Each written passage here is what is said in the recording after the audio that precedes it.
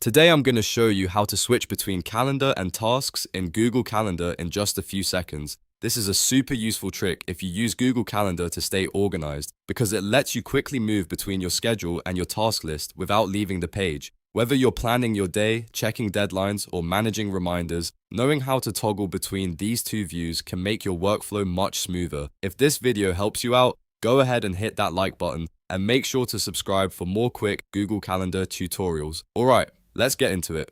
First, open Google Calendar in your browser and sign in if you haven't already.